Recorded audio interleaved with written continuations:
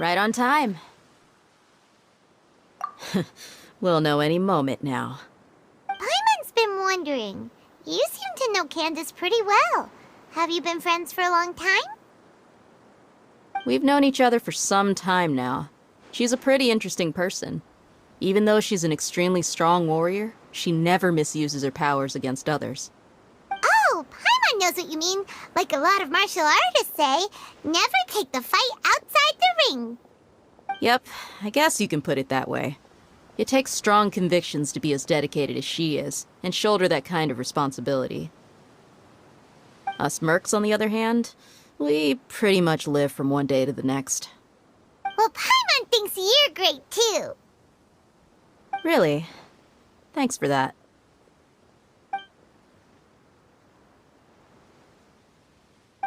Oh, Sino's here, and he's pretty early, too. Yes. I was here yesterday to help out a little. To help out? By doing what? Sharing some interrogation techniques. Oh, you mean you taught Candace some more persuasive methods? Right. Come on in, everyone. Come on, let's go inside.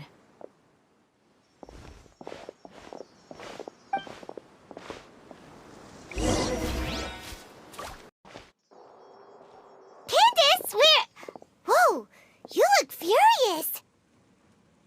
Do I? Huh. What gave it away? Oh, there's no mask that can hide true bloodlust. Cover up your eyes, and it'll still show itself at the corners of your mouth. Perhaps I need to work on my composure. Still, it's perfectly understandable why I'm angry. I'm sure everyone present would agree. Yes, ma'am. Please, don't beat us anymore. We're gonna die. Well, looks like Sino taught her well. You fear death yourselves, yet you do not hesitate to place the lives of others at risk. The absurdity is mind-boggling.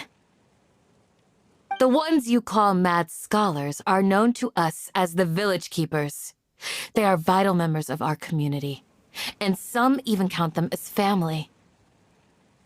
You come here, to my village, and you treat my people as nothing more than stepping stones towards your goal. Tell me, what would you do to you in my position? Mercy! Please, have mercy! You've made your bed. We may all be desert dwellers, but there's one thing that I understand better than you. The resurrection of King Deshret will only result in war. And war serves no one. The people of Aru Village care little about which god is in power. Life may be tough and tiring, but we wish to preserve our way of life. A war would only cause us to lose all that we have. And that is not a responsibility that you can afford to shoulder. We understand. We're sorry. I'll tell you everything I know. Please, just let us go. I'm listening. You might not believe this, but it wasn't us who came up with this idea. Someone was spreading rumors in the tavern. That's how we ended up hearing about King Deshret's resurrection. Some mystery man told us that mad scholars will make the perfect sacrifice to usher in King Deshret's resurrection. They give their lives, and we can get anything we wish for. They're called Village Keepers. Slip up again, and you'll regret it. Yes, sorry. It was all that mystery man's doing. He told us to spread the word about King Deshret's resurrection, and talked us into helping him. In return, he said he'll help facilitate the resurrection process. I'm not sure. That's one. Huh? One what? Strike. You get a total of 3. Then, you die by my hand. Wait, I'm telling the truth. We don't know anything. It was all him. 2. He got us to lure them out of their houses in the night with some kind of incense. We take them to a junction outside the village. Then the mystery guy takes them from there.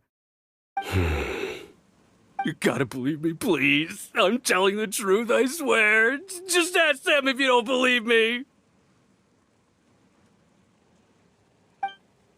That was indeed the truth. Traveler, go on.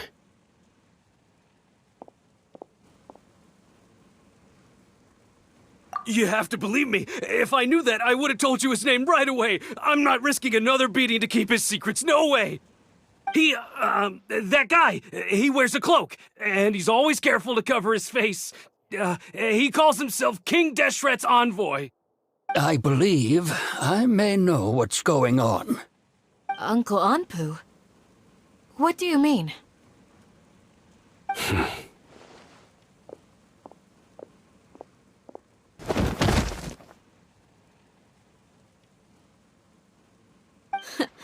Smooth.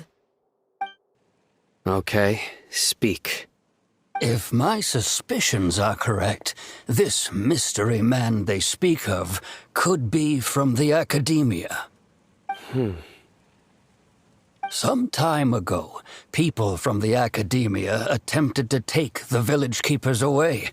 I refused, insisting that they are part of our community. It strikes me now that this secretive character shares the same goal they had. Which means it's highly likely that the Academia was purposely spreading a false rumor to trick the radicals into delivering the village keepers right into their hands. They were the ones who brought them here to begin with. Now they're trying to take them back? We aren't gonna let that happen. Not the Academia again.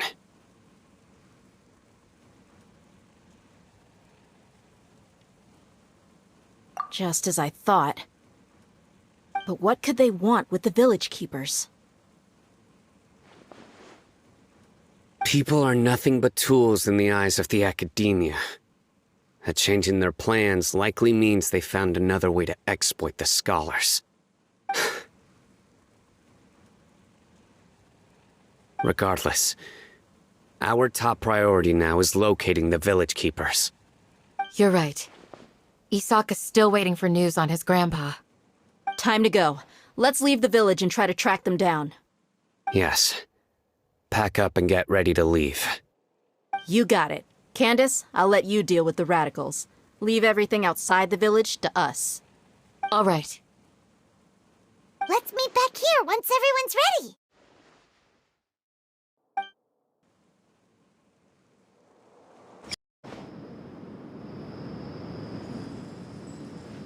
Let's get some food in us and then we'll... Whoa! Where did you come from? Well, as you can see, I am merely sitting here and reviewing what we have deduced thus far. You were gone for ages, and now you're suddenly sitting here musing to yourself? Where have you been anyway?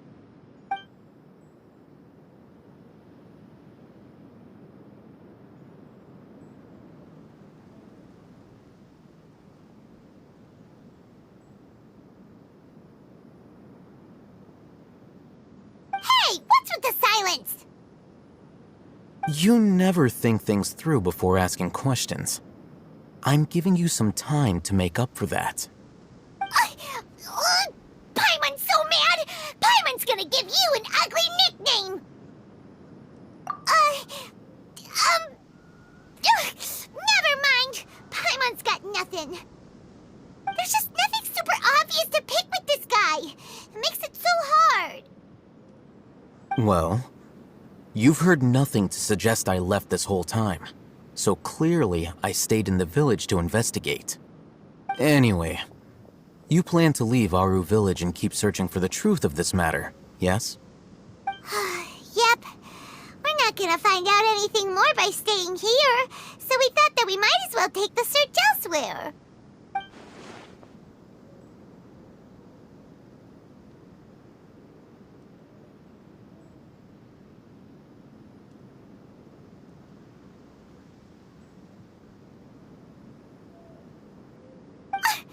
Enough with the silent treatment! No. I'm just surprised that you decided to team up with him. Al-Haytham, you haven't helped us out at all ever since we arrived at Aru Village. Bold of you to question our choices. Yeah, you're all talk. While you were investigating, I had my own work to do, which I've now finished. Really? Paimon doesn't believe you. To be honest, we aren't really a team, so I have no obligation to inform you of my whereabouts. Not to mention that going separate ways allowed me to find some important information that you all had missed. Huh? Right here in the village? Correct. What did you learn? I'm going to take you to someone. But before that, you need to understand where she's coming from. What does that mean? How do you think the residents of Aru Village feel about what we're doing? In other words, do you truly believe every single word the villagers tell us? You mean some of them lied to us? Hiding the truth does not necessarily equate to lying. Again, these people have their reasons. Remember what Candace said? Most people in Aru Village don't necessarily care which deity is in charge of Sumeru. That's because whether King Deshret or the Dendro Archon has power is of little significance to them. By contrast, the perils of their daily lives are ever-present concerns. They won't simply share everything they know with you without good reason. That's why you believed there was no further information to be found in this village. Glad you're following along. Among those you have talked to, there's someone who was consciously keeping you out of the loop. In fact, she's been observing your every move since you arrived. The reason being, to someone who only wants to live their life in peace, any external factors introduce unpredictability into the equation.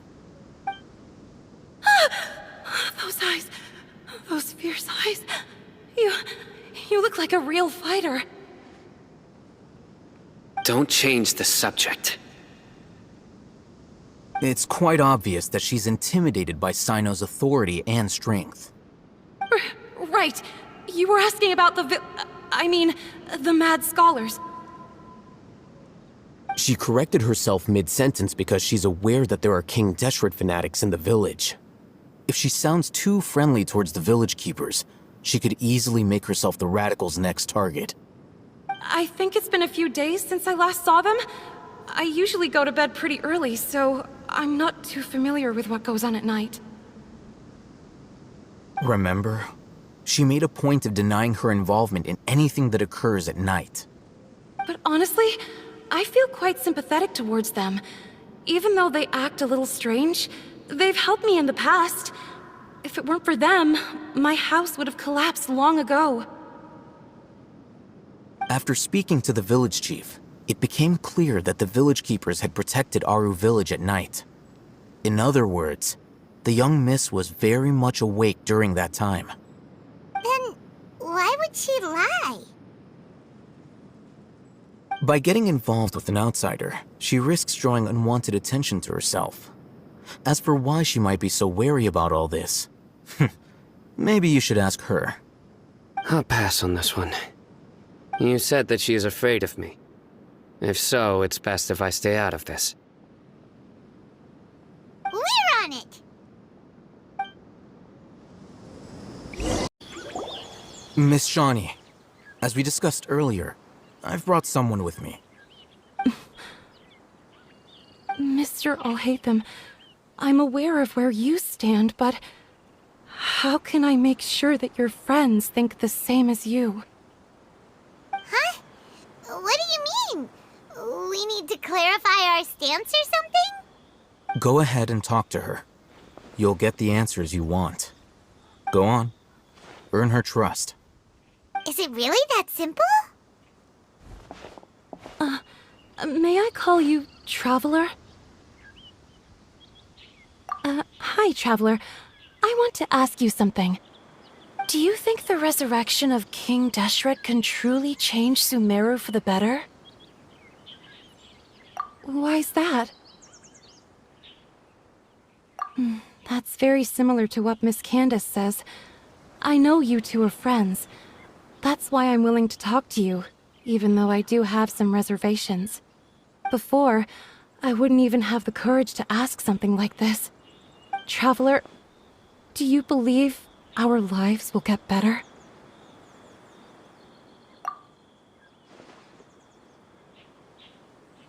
Yeah! We came here from another nation, so it isn't wrong of you to be weary. And we aren't really residents of any one nation. But even so, we've met lots of people from different places, and we've always fought for what we believed in. We have friends in Sumeru, and we want to help them. That's why we decided to stay here for a while.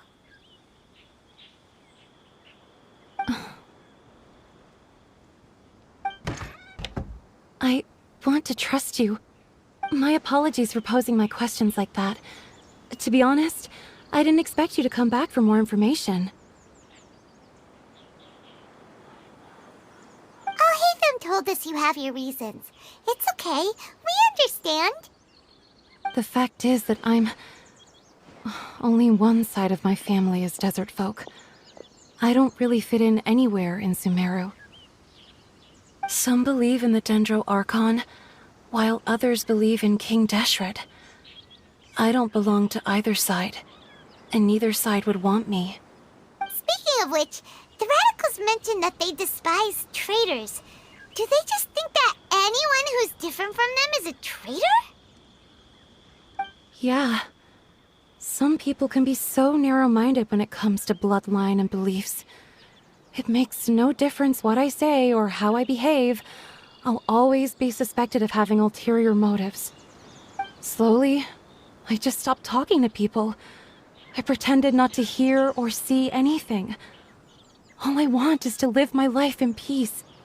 And then it happened. The village keepers who had helped me disappeared with no explanation, and I didn't dare breathe a word about it to anyone. Until now. You can tell them. I'm sure she'll keep your secret. All right. I'll tell you what I told Alhaitham. I actually have a sharper sense of hearing than most. Sometimes, I hear strange crying sounds in the night.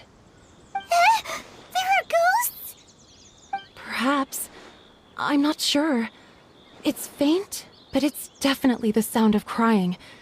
It comes from far away in the distance, and always carries very raw emotion.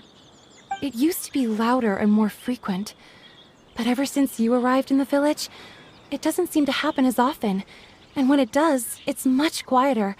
I have to focus really hard to make it out. I confirmed this with the guards on night duty. They also have someone with a good ear, and he's heard similar sounds at night. But because we're in the middle of a desert, he would rather believe that they are the cries of beasts than ghosts. There's really nothing around these parts, except for an old hospital not far from the village. I think they used to use it for treating Elazar, but it's been abandoned for years. Yeah, let's go!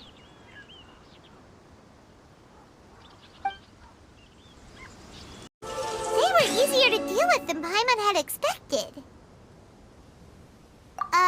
Super strong bandits?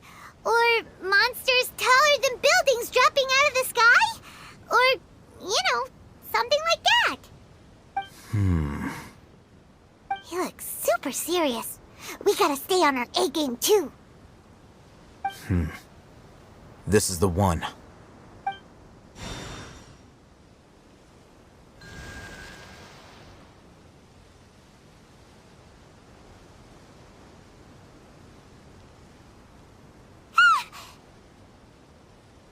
Let's go in and take a look.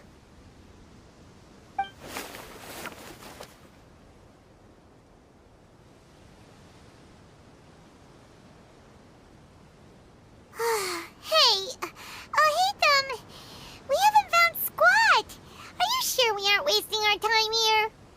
Patience. Shawnee says she only hears the crying at night. We have time to burn. Until then, I'm taking a break. And just like that, he sits down. Wait, he even brought a book to read? What are you reading? Let Paimon see! Okay, sure. Huh? The natural position, which is the positional propensity of an entity in natural motion in contrast with an object in forced motion? Huh? When free from external influences, every entity displays the tendency to follow its natural trajectory? So, you got that? Oh, Paimon gives up. You keep reading your book. See ya! How is he so relaxed? Look at him, reading an impossible book in a creepy place like this. Hey! Paimon's your Tibet travel guide. Paimon knows plenty of useful stuff already. And anyway, it's not Paimon's fault that the books people read in Sumeru are so complicated.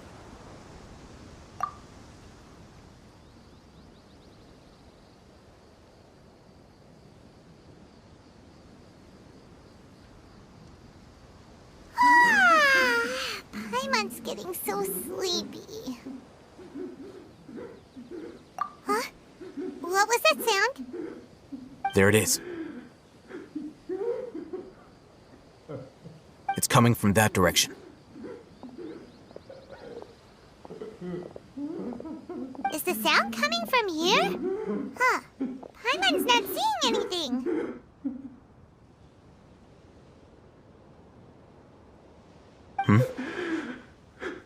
It's from below. But there's no way we can get down there. Something is off about the interior here.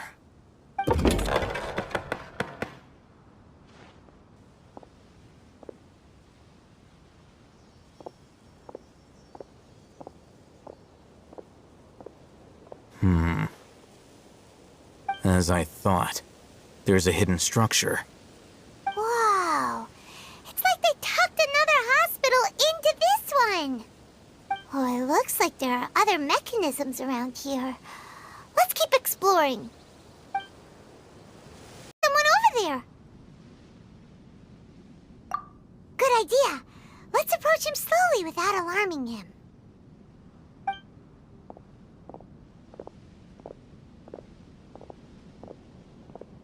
Wait.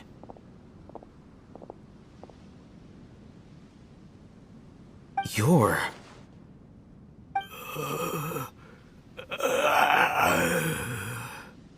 He can't speak, and his eyes are unfocused. But he looks too young to be anyone's grandfather. Also, why is he the only one here? Didn't expect to see him here. You know him? He's Razak, a senior of mine at the academia. He's a scholar too? Is he the kind that holes up in a forest and mumbles stuff about training? No. And that's the problem. Razak was never involved in any of those things. He never trained in the forest, let alone reach Satyavada life. Leaving that question aside for the moment, him being here alone means that we might be too late. Looks like they've already taken everyone away. For whatever reason, they left Razak here. Perhaps they simply didn't have time to come back for him. There are drag marks on the ground. They're clearer by the doorway. Someone was forcefully drawing a cart that was loaded with something heavy. Loaded with people? That is one possibility. It looks like they were in a hurry, as if they were afraid of being caught. In their haste, they failed to notice Razak hiding in a corner. The symptoms are identical. Looks like we found living proof. Huh? Why do you say that? Allow me to jog your memory. Recall your time at Port Ormos. Don't you think his symptoms look familiar?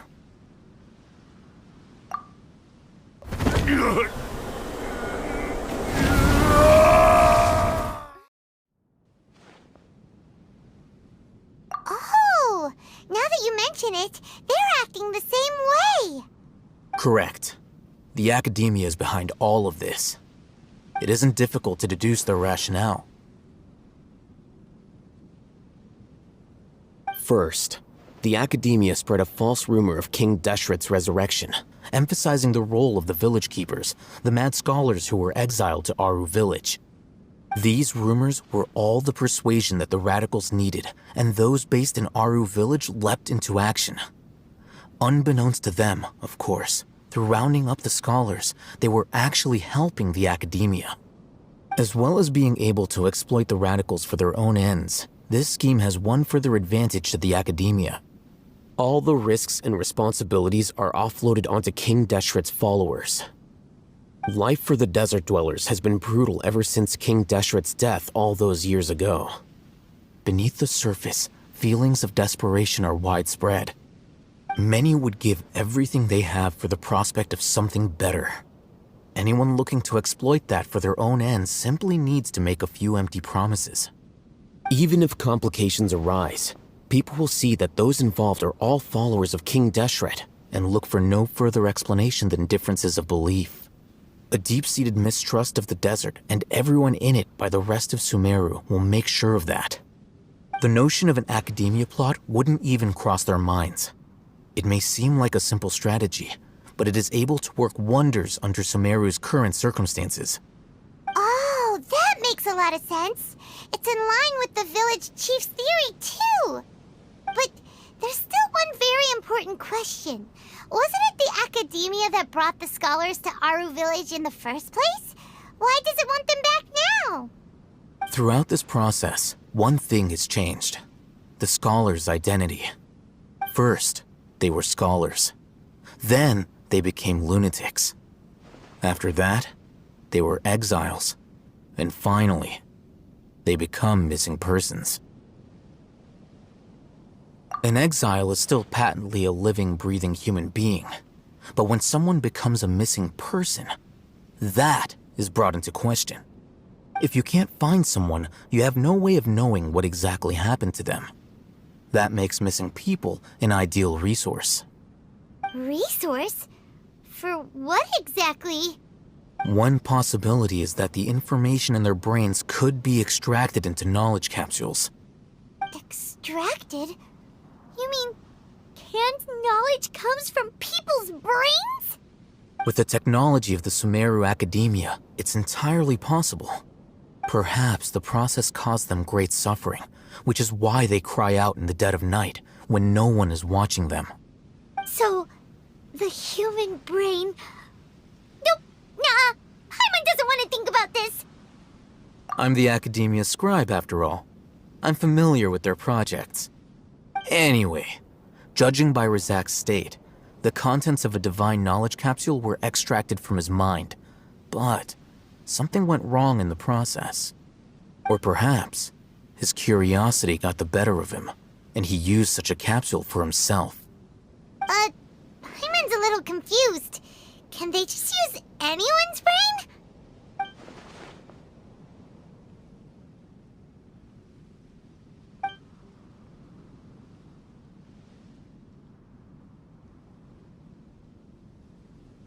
The look on your face tells me you've realized the answer.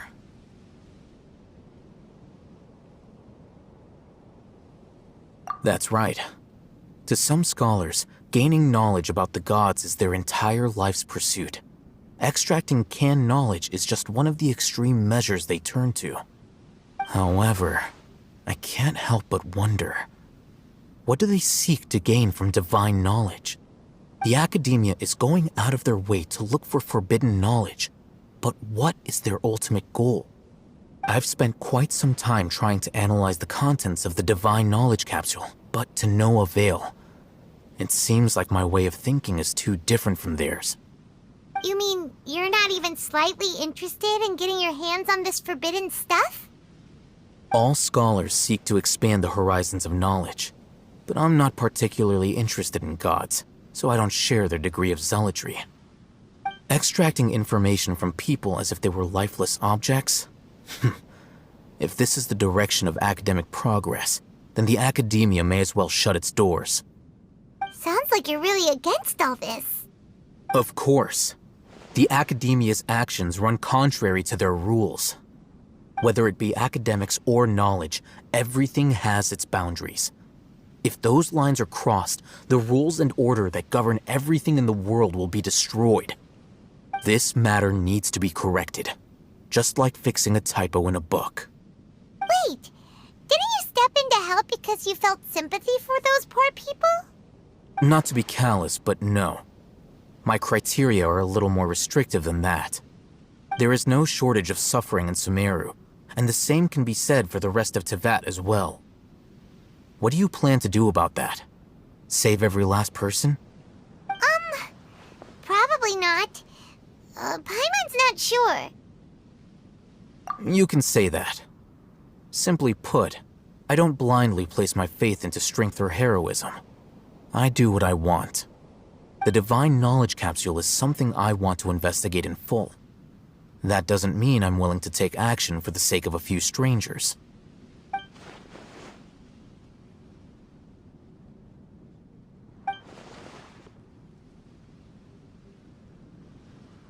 Paimon's been wanting to say this for a while. There are a lot of bad guys in the academia, but you're not one of them. You're their weirdo. You're probably right. Though I must say, I quite enjoy this feeling of being the odd one out. Uniqueness is also an asset, is it not? Wow, that's a great way to think about it. Paimon's really impressed. If only Miss Shani had a similar mindset, her life would definitely be a lot easier. I'm just a more likable person than her in general. There's nothing more to it than that.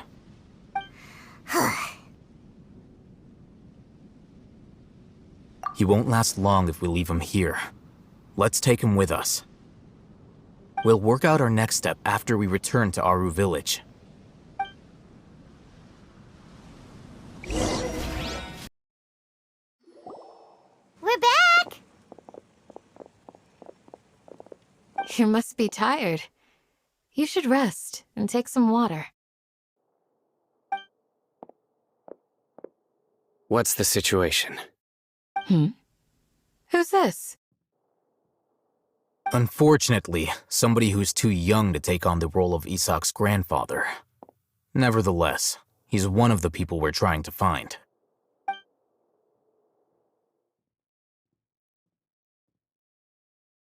So, at one point in time, the abandoned Elazar Hospital served as the Academia's site for extracting divine cant knowledge.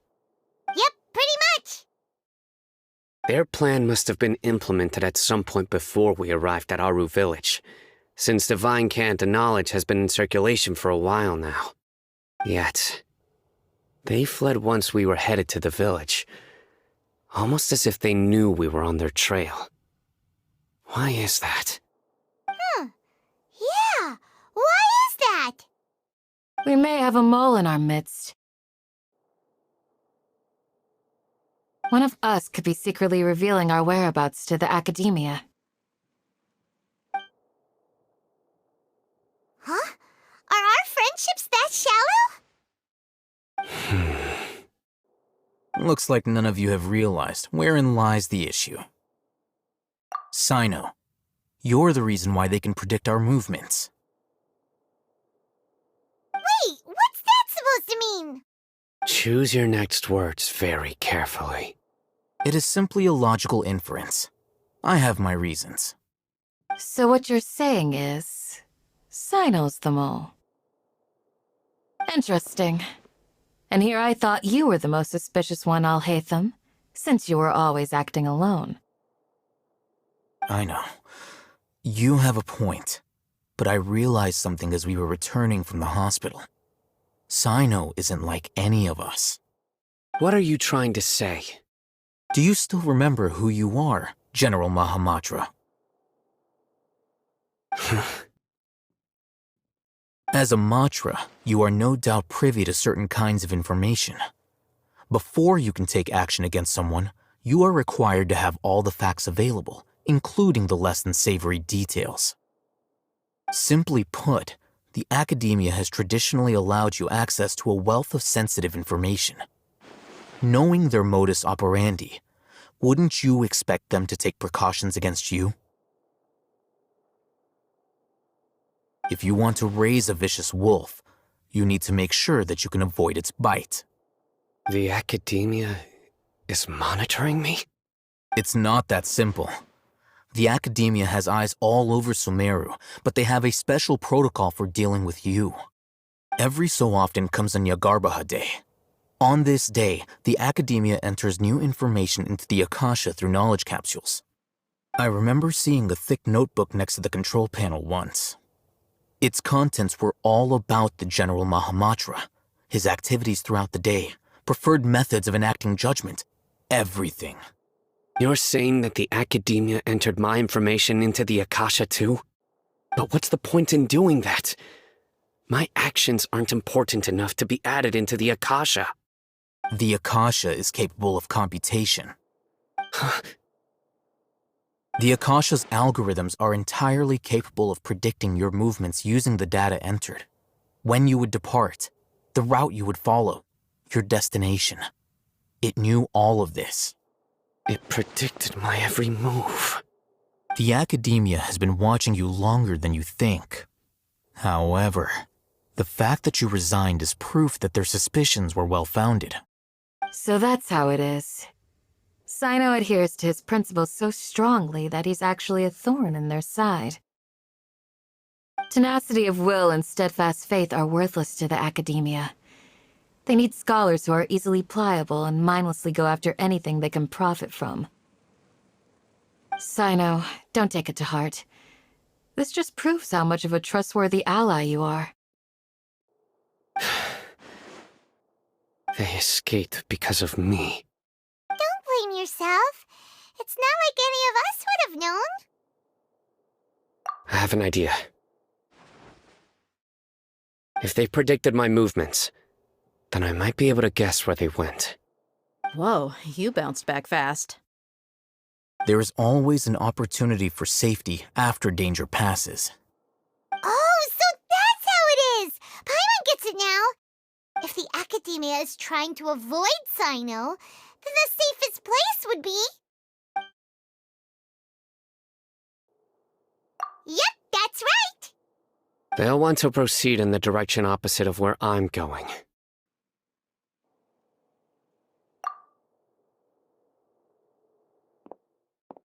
I must go. There's also something I want to investigate. Let's go, guys! After 'em! Please, wait! I want to go too! You want to go too? If so, you have to promise you'll stay safe. I want to find Grandpa. I promise I'll be careful and not cause any trouble. Everyone, I leave him in your hands. Yay! Let's go! Remember to pack some food with you! Paimon feels like we're missing someone, though. Where do we go from here? Yes. After leaving the village, we should head straight toward the desert. What's this? It's buried in the sand.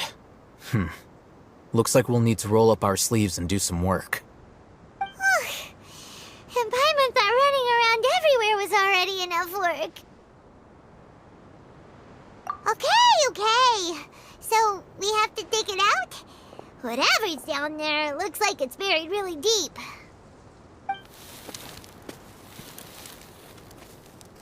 These are likely fragments of an academia-developed device, something akin to a headset. Looks like there were more than one village keeper. They must have been escorted this way because there are device fragments scattered around here. Let's split up and search the area. Chances are that we'll find other things nearby.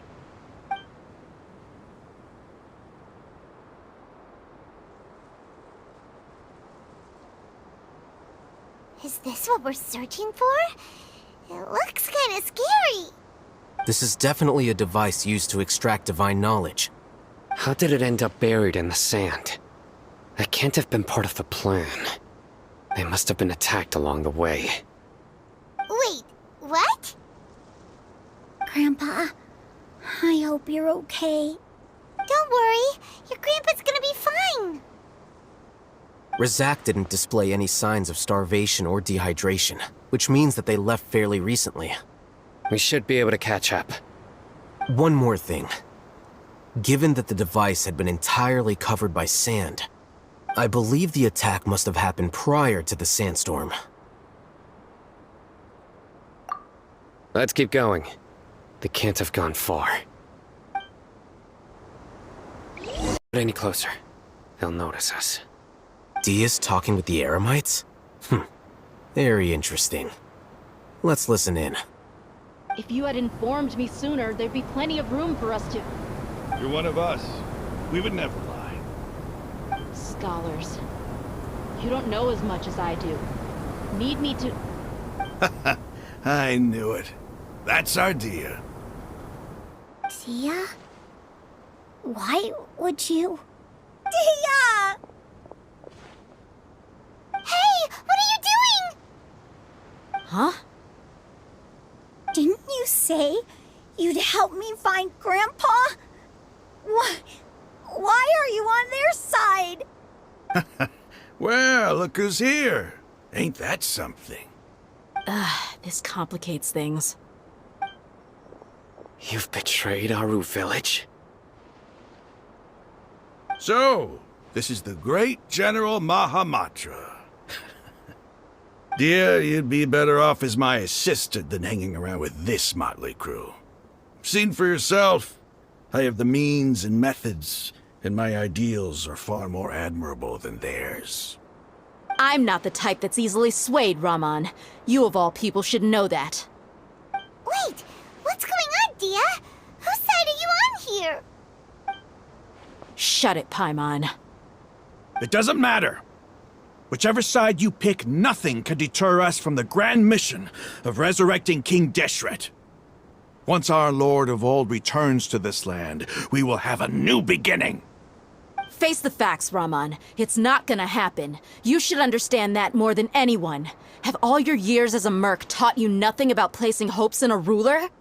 I'm a desert dweller and a proud follower of King Deshret. Whether I live by the edge of the sword or in peaceful comfort, my soul will always carry this conviction. It's not too late yet. The village mad scholars aren't gonna bring King Deshret back to life. You don't understand, my dear lady. Pursuing our faith is our purpose in life. Even if the chance of success is 1 in a million, we must be willing to give everything we have. Even if it'll expose you to the academia? Even if they end up disbanding the Eremites? Your Eremites, which you've worked so hard for all these years? Yes. We've waited a long time for this day to come. The sun and the moon no longer shine here. All you see now is cracks in this desiccated land. But fate has finally dealt me a hand to play against the academia. With these scholars in our custody, we'll stomp the academia's forces and fight our way beyond the wall of Samiel. Ridiculous. Think about it. The academia controls the entirety of Sumeru. Your powers are negligible in comparison. If you still don't believe me, then try asking these 2 men. They're also against the academia, but neither of them are as arrogant as you are. They look more like pawns of the academia to me. Why would I listen to anything the people of Greater Lord Rukkhadevada have to say? Filthy traitors. Your god abandoned all honor and betrayed King Deshret. We desert dwellers will never trust the likes of you. It's impossible to communicate with someone so hostile. Perhaps we should. Do you really believe that by kidnapping the scholars, you'll be able to negotiate with the academia? These people have no value as bargaining chips, but I could be persuaded to take their place as your next hostage. These scholars were exiled from the academia. I, on the other hand, am their current scribe, and will be a much greater asset to you. Wait, you can't be serious. So, you want to trade places with the hostages, do you? Precisely. Any wise person would gladly accept my offer.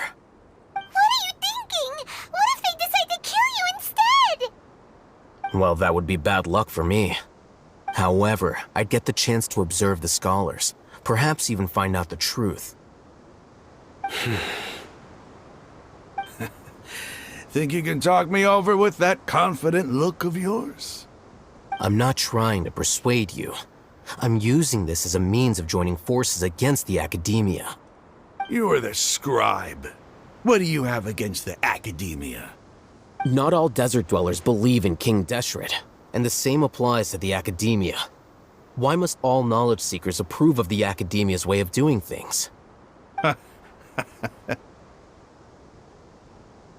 You academia scum. Every last one of you is nothing but a hypocrite, just like everyone else on the other side of that wall. I've made myself clear enough. I won't listen to another word from the Dendro Archon's people. Not so fast. I'll hate them. Do you stand by everything you just said? I never make empty promises. You know you're making a dangerous decision, right? I do. Good. Raman, hear me out. These people are my friends. Maybe you can't take the followers of the Dendro Archon at their word, but what about me? Do you trust me? We've known each other for years. Of course I do. In that case, I'm willing to vouch for their honesty with my right arm. Come on, Raman, don't be a coward. If you're serious about taking on the academia, you need to steel yourself. You can't be afraid. An arm from the Flame Mane. You've piqued my interest. But what if you refuse to oblige? What should I do then? No one's a fool here, Dia. We're mercs. And mercs don't tend to live long unless they have their wits about them. You're not wrong, but this is different. I promised my friends that we'd bring back the village keepers together. Let's do it right here, then. Give me your right arm as proof of your resolve. Don't listen to him! He's not even trying to negotiate! He just wants to make things more difficult! That's fine. Are you crazy? We came here to save lives. One arm for that many people is still a pretty good deal, if you ask me. Raman, I'm holding up my end of the deal here. You'd better not let me down. Sure. Go ahead and cut off her right arm.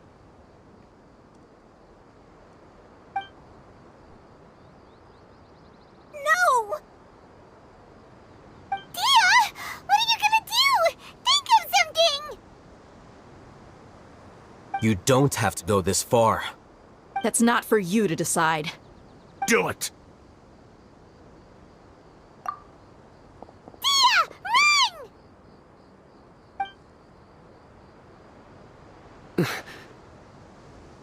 Run!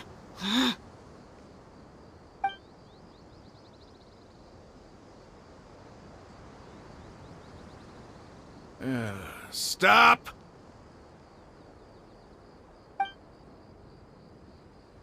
What's wrong? Can't do it? Flame Mane, you and I are both desert folk. Cutting off your arm is no different than cutting off my own fingers. Where's the sense in cutting my own kin to pieces? You've shown me that you're serious. Go on now, take your friends and leave. Meet me in the desert at noon tomorrow.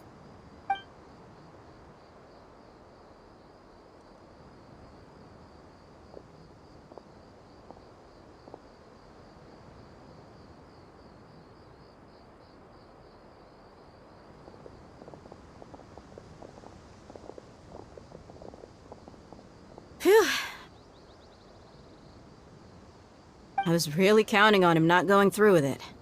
Dia! That was crazy! Have you all lost your minds? What if he'd actually cut your arm off? Then I'd just have to hold my claymore with my left arm. Okay, I'm sorry. But sometimes when you're out on a limb, you gotta double down to seal the deal, you know? Don't ever make a promise like that again. I can deal with the likes of them. If it came down to it, you would not lose to them either. I don't doubt it, Sino. But this is about more than me and them. There's a lot more where they came from. Even if we got rid of one bunch of radicals, there are others out there. Wiping them out would do more harm than good. As you wish. I'm sorry, Dia. I should have stayed put and listened. I should have trusted you. It's okay. I promised you I'd help find your grandpa, so I'll do whatever it takes. Whatever it takes? You just might be scholar material. Huh? Are you serious? The Eremites once said that I was a lunatic. Perhaps a little madness is essential to be successful in research. Why does it feel like he's using his praise for me as an excuse to brag about himself? Okay, let's get moving. We should head back to the village and rest up. Today was just a trial run. Noon tomorrow is gonna be the hard part.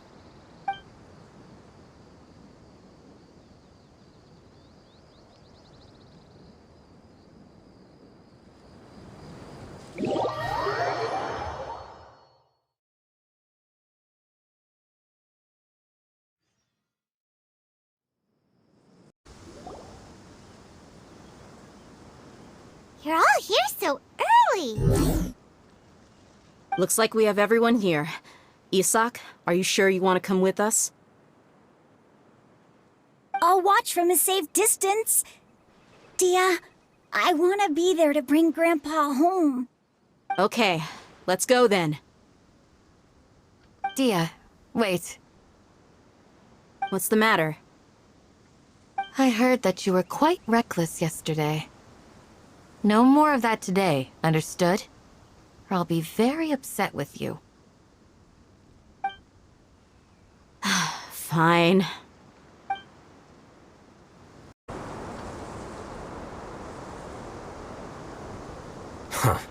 They got here before us. Uh-oh. Is it because Paimon overslept by 5 minutes and held everyone up? Is everything ready? Absolutely. Although, you brought fewer people than I imagined. Bring him over.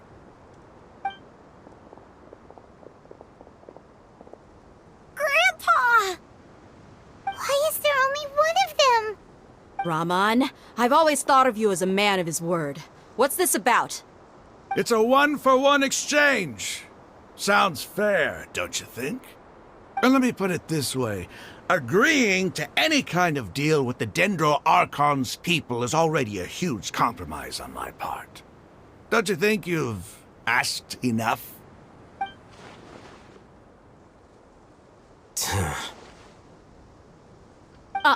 You stay right there!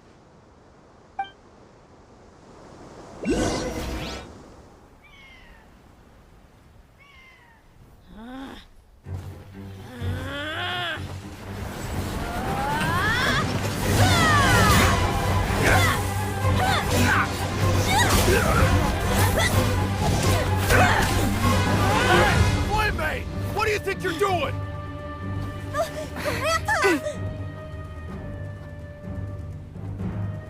Don't you see this blade here? You coward! Why are your hands shaking? Wait a second! It's a earthquake!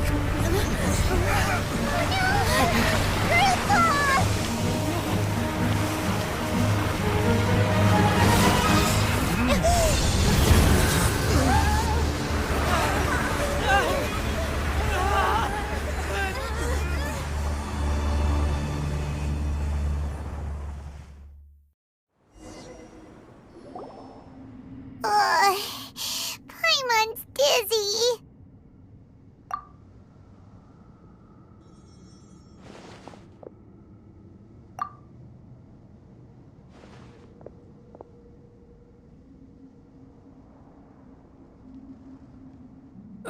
This day's going just great. What a nuisance. The sand dune collapsed. I saw an energy field. The village keeper protected us. It glowed green with dendro. Just like you said, it may well have been the remains of Lesser Lord Kusanali's power inside the scholar's body. The Dendro Archon. The present one. Grandpa? Grandpa? Oh no, he's getting confused again. Hey, look around you. Did there used to be a temple here?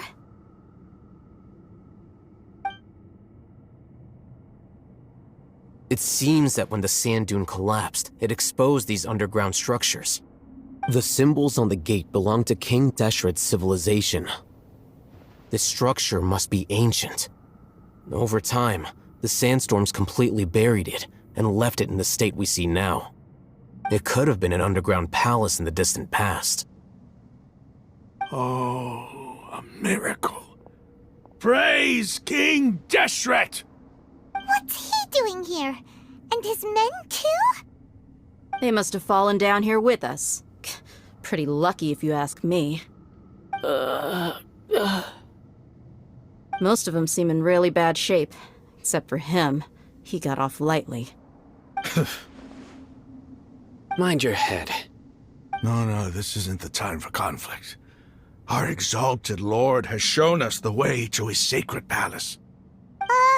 He's not actually gonna go in there, is he? As it happens, I want to take a look inside too. What are you doing? Don't you think it's curious? 1 minute, Lesser Lord Kusanali's power protects us from harm, and the next, remnants of King Deshret's civilization appear. 2 major deities are vying to showcase their power to us. It would be a shame not to witness them both. Paimon thought you weren't interested in gods. Indeed. In my view, gods are just a higher form of living being, or creature, you could say. New discoveries are always worth investigating. Whether they have anything to do with gods is neither here nor there. Rahman, what are you gonna do about your men? I'll just let them lay here. King Deshret will take care of his people. Right now, I'm going inside.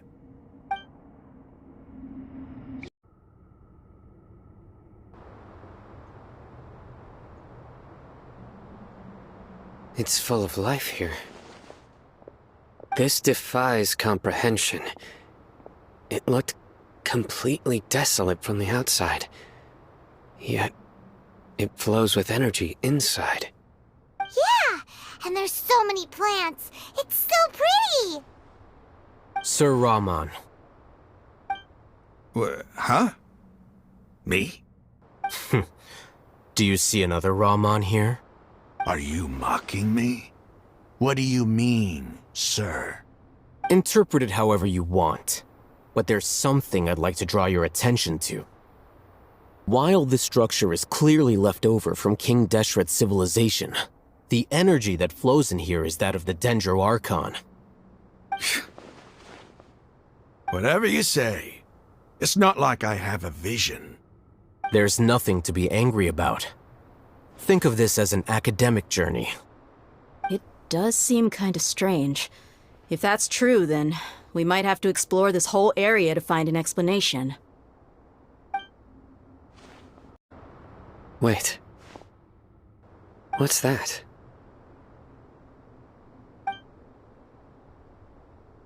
A load of flowers. And it looks like there's something among them.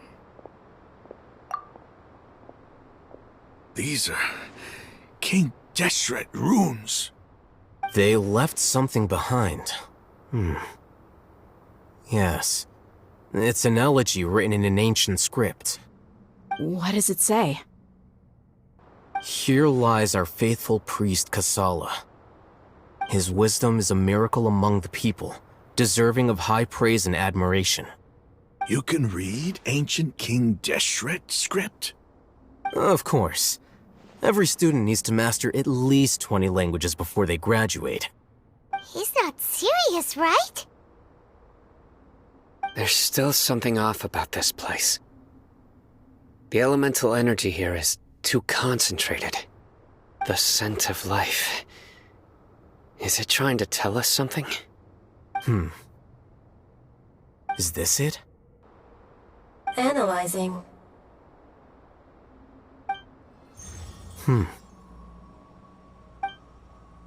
There seems to be a hidden message among these skeletal remains.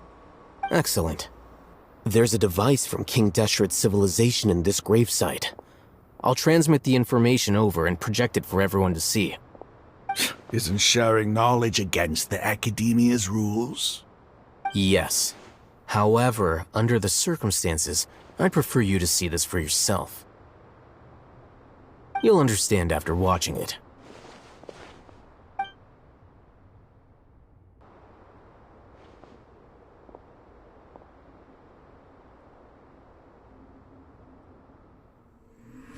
Civilization is born of knowledge, but so too can knowledge be its demise. A disaster caught us unaware. It was knowledge that did not belong to this world. King Deshret brought this forbidden knowledge into our world, and it quickly spread like a plague. People's minds were filled with crazed whispers. Dark gray scales spread across their bodies. Even the land was stripped of its vigor. Only a desperate, deathly silence remained. Were it not for greater Lord Rukkhadevata from the forests, the damage would have been irreversible. She summoned the priests to build temples and infused into them the divine power of life. The disaster was miraculously tempered, and the embers of our civilization were preserved in Aru village. Alas, the miracle could not last. As long as forbidden knowledge continued to exist, it would forever blight this world. In the end, the proud king of the desert, my eternal lord, chose to sacrifice himself.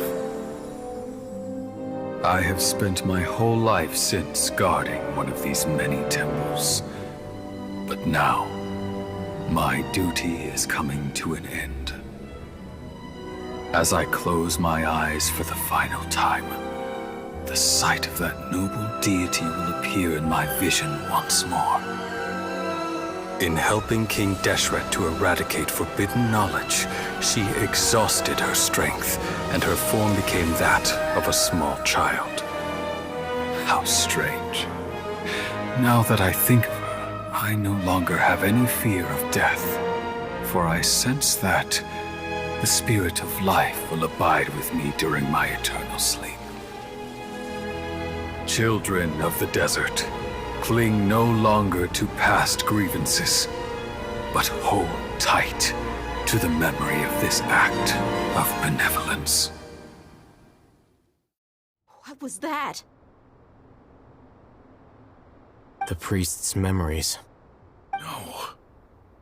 No, impossible. Greater Lord Rukkhadevata. So the former Dendro Archon and King Deshret were never enemies at all. But this doesn't make any sense. The Dendro Archon's followers, they're clearly... Was that the former Dendro Archon? She became so tiny in the end.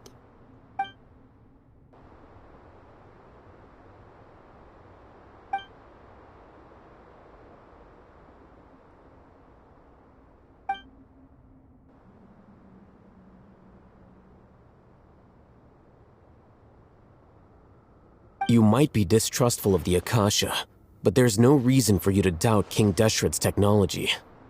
You've just witnessed his priest's last words. I've never heard about any of this before. The surviving followers of King Deshret all gathered in Aru village. Our god did not make mistakes. we refused to believe any of the rumors.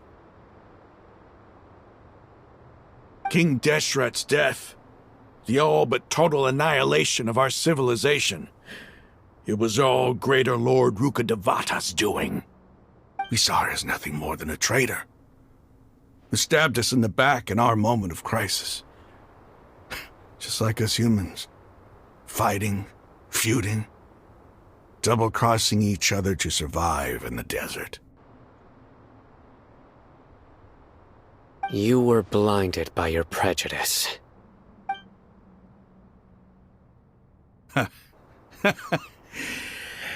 If I hadn't seen this for myself, if I hadn't witnessed his last words with my own eyes, ears, and heart, how could I ever begin to accept this? The truth is so far from what I've always known. Am I really supposed to believe that after all these years, all this time seeking revenge, suddenly now my enemy is my savior? Raman, that's enough. Give it a rest. You're starting to make a fool of yourself. Dia, tell me, my Eremites and I, what are we even fighting for?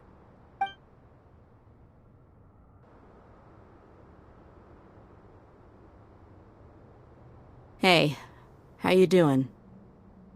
I'll live. Thanks. I should probably go. Can't just stay here forever. What's your next move gonna be? Oh, I know what you're going to ask. I feel deeply ashamed of everything I've done. You'll get everything you're asking for. But please, give me some time. After everything that's happened here today, somehow I need to explain it to the others. It's not gonna be easy. Well, I guess that's for me to deal with. Dia, this is where our camp's located. Make a note of it. When would be a good time for us to go? Tomorrow, I'll convince everyone that we're all on the same side. And I'll return every last one of your your village keepers. We'll share our other resources with you, too.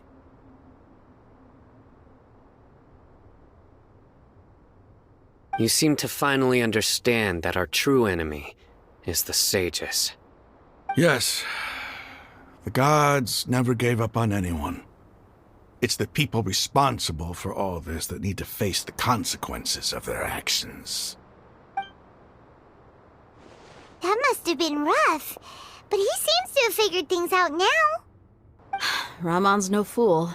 Being the leader of your own faction in the desert is no easy feat.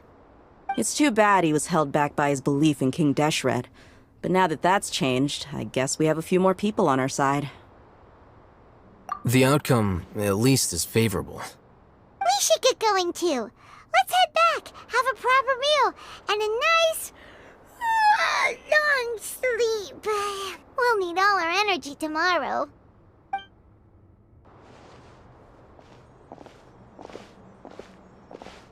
Sino, we're leaving! Stop yelling.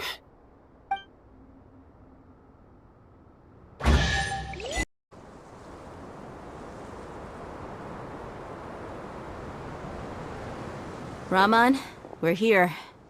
Everything's been arranged. Someone will bring the village keepers back to Aru village shortly. I guess all I can say now is, thanks for agreeing to help. Don't mention it.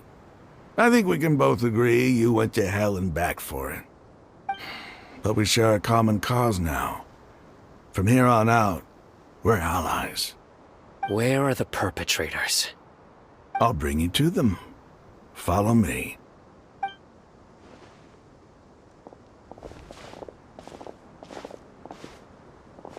So these are the people who kidnapped the village keepers. Oh no, it's the scribe! There's no need to yell. No one can help you now. We've been all over the desert trying to find you! That's right.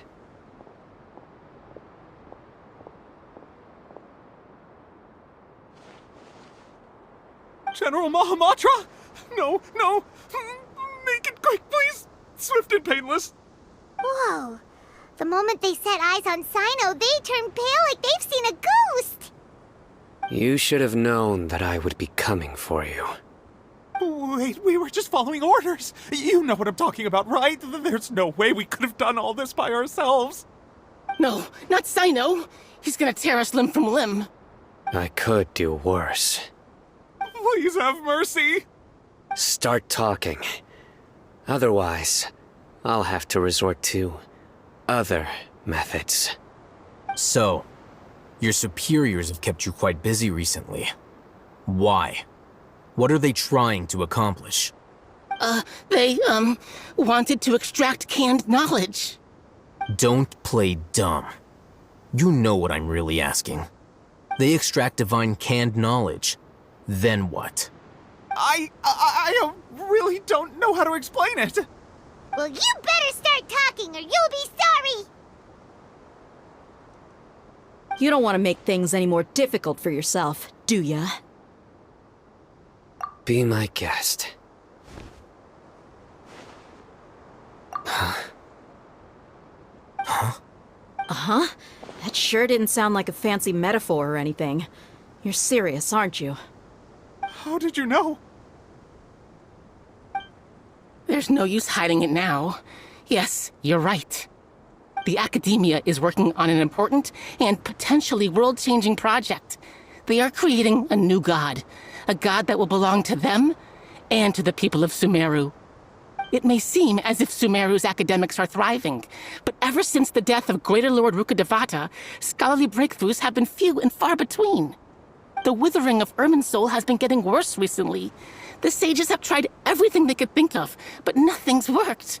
I'm always hearing them say things like, if only Greater Lord Rukkhadevata was still with us. Continue. And then, someone from the Fatui showed up. They called him the Doctor. He brought a gnosis, and said he wanted to borrow the Academia's research facilities. The Doctor was previously expelled from the Academia. At first, the sages looked down at him in disdain. But when he said those words, everyone's expression changed. He asked them, "Do you wish to create a god?" This is what the arrogant ignorance at the extreme end of academia looks like. First, the Academia spent a long time constructing a divine vessel, which was based on an exquisite humanoid puppet. After that, they harvested dreams via the Zeb-Zerus Festival Samsara, maximizing the Akasha's output.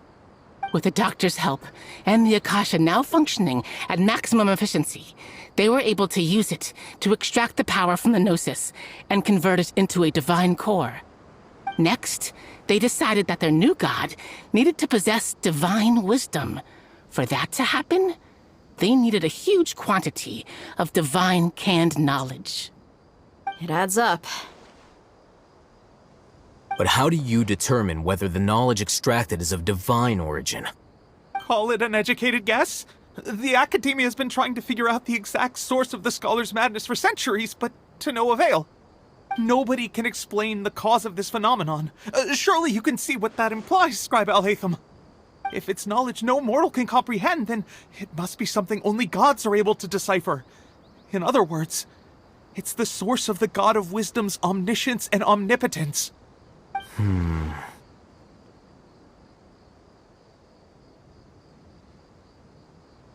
You must have noticed by now.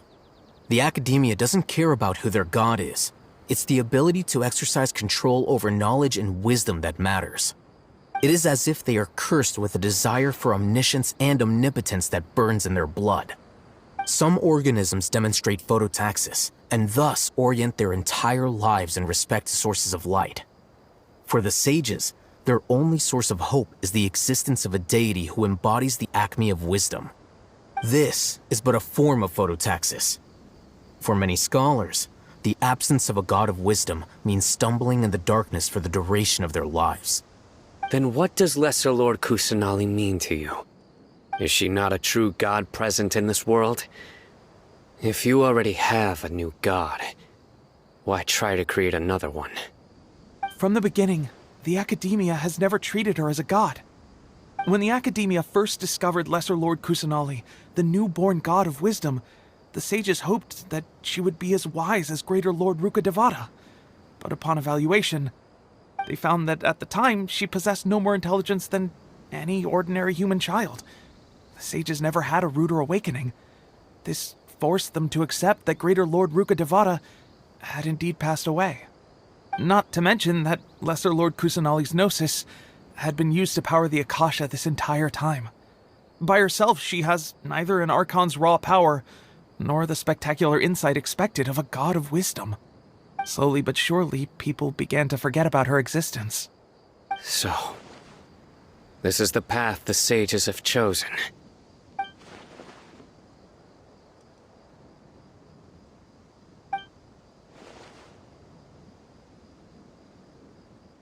All right, let's try to keep our cool. If everyone's in a bad mood, then let's change up our scenery. Raman, give me a few men to help us escort the village keepers back to the village. And these two scholars, they're coming too.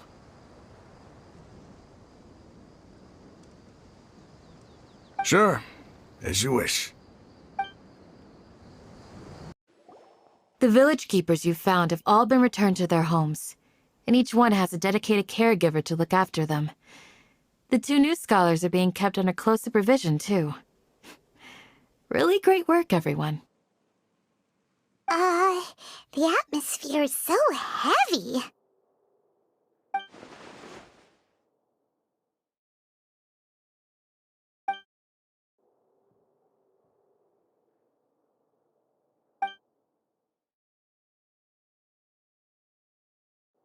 Hey! Say something! Stop spacing out! Come on, is there nothing left to talk about? In that case, let's all get some water and try to think about something else. Or I can go fetch some snacks. Oh, Paimon's so coming with you! Do you have any plans, Traveler? Gods above, you're not talking about work, are you?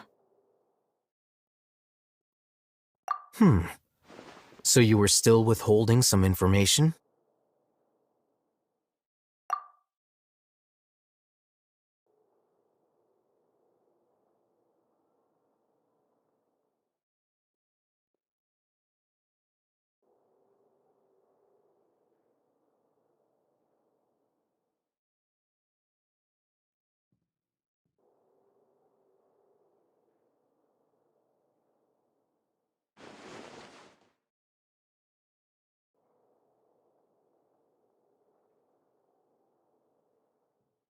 Even though we lived through all of this firsthand, it still feels super surreal to hear you talk about it again.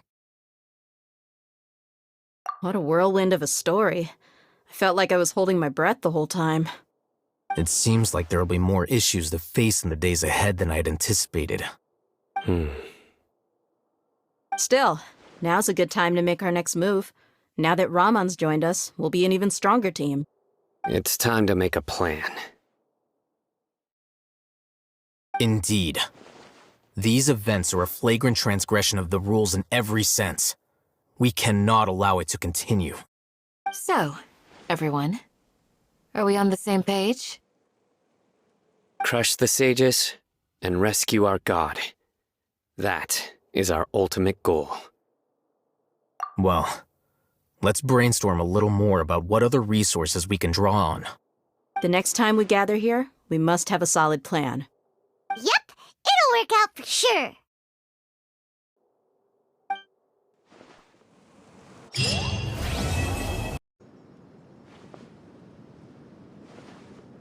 Has everyone arrived? Everyone is already waiting inside. Well, what are we waiting for? Let's join them! Please, wait a moment. Before attending the meeting, I hope you can promise me one thing. What do you need? Promise me that you won't commit to anything too reckless. What do you think? Okay.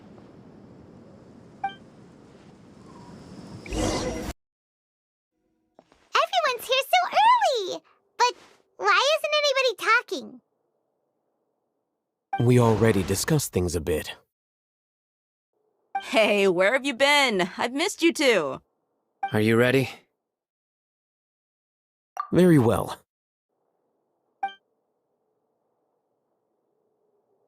Are you sure this is gonna work? I gotta admit, it's bold. Color me impressed. It's worth a try. The point of discussion is to arrive at a solution. Let's cut the small talk and move to the next point. You're making Paimon nervous.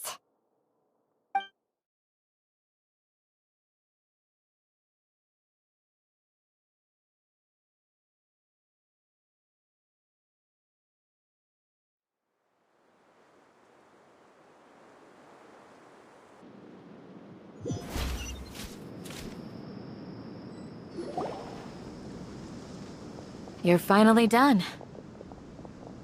I have some other stuff to take care of. Catch you all later. Come on, don't give me that face. I know what you're going to say. I'll be careful. That's what I wanted to hear. Take care.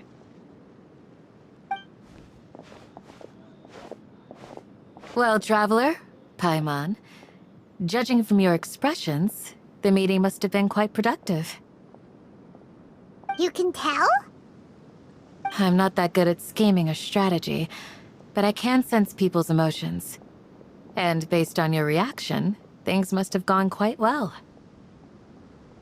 Paimon's a little worried. Hopefully nothing will go wrong. To be honest, I feel the same. But you're already some of the most capable people I know. So you have my trust. Candace gave us a compliment. Your deeds speak for themselves. Candace, we stayed behind to tell you that, although you won't be coming with us, we'll be sure to remember your words. I'm very glad to hear that. I've said the same thing to everyone here today as I said to you when you arrived. Your safety is the most important thing. Only when you're safe can the plan be successful. So please, take care. You're welcome. And thank you for taking my advice. Good luck with everything. I'll be here in the village praying for you.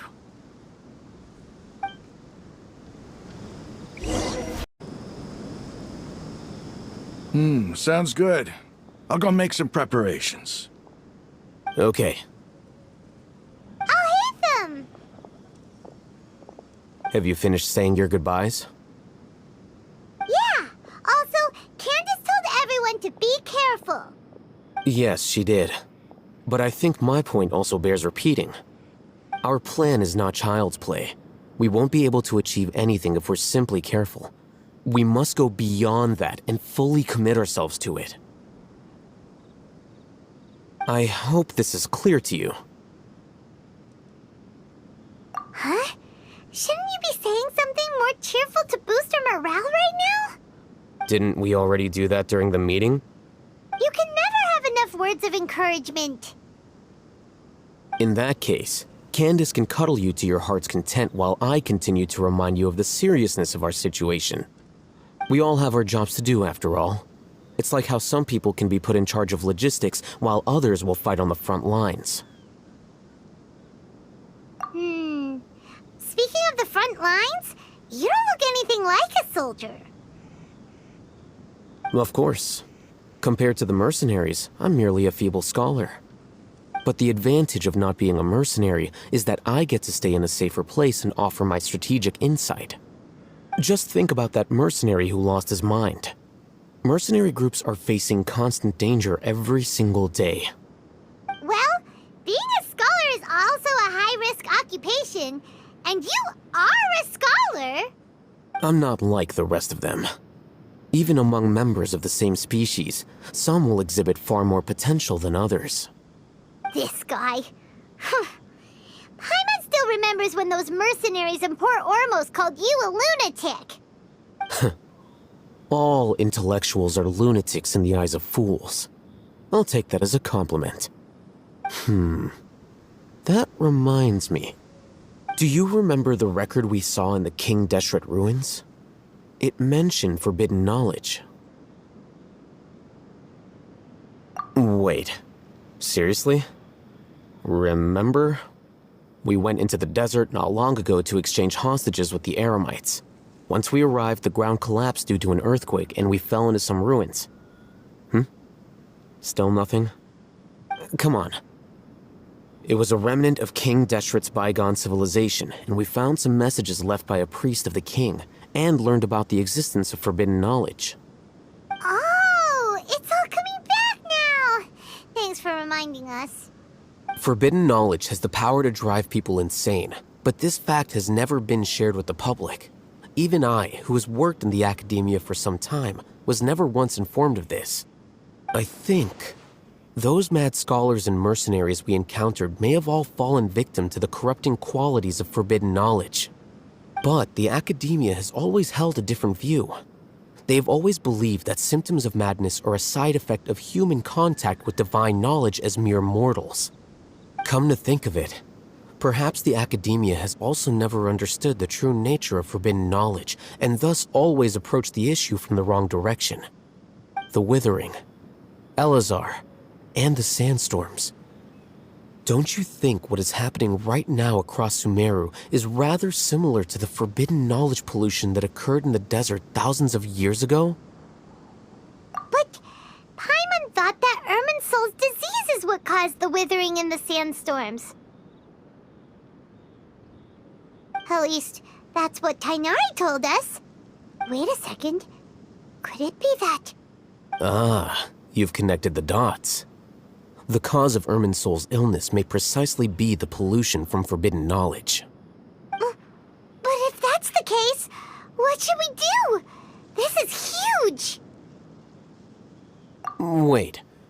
Why do you think Lesser Lord Kusanali would have a solution to this situation? You mean, it's related to the scene you saw when you passed out in the Avidia forest? That whole, the world forget me thing? In that case, it's imperative that we rescue Lesser Lord Kusanali. Only by working with her to save Irminsul can we completely resolve the problems Sumeru currently faces. To make sure we're still on track, I would like to check on the state of some of our preparatory work. Where are we going? To an Eremite base.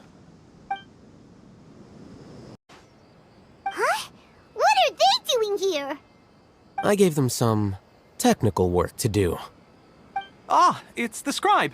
And is that the traveler I see? How's the work going? Ah, yes! We have fixed the devices according to your instructions. One of them is already ready for use, while the others are still under repair. Aren't those devices for canned knowledge extraction? What are you doing with those? Look here. Huh? More canned knowledge? Are you going to put more weird stuff into her head again? What's that look on your face? Are you scared? Paimon's a little scared, but very, very furious! That's an interesting response. Anyway, we're not going to use this just yet. As I mentioned during the meeting, this knowledge capsule contains a decree I drew up in the past. The academia should also have their own copy. And according to the plan we just came up with, Traveler, I want you to record something into this capsule. Do you believe we can save Lesser Lord Kusanali?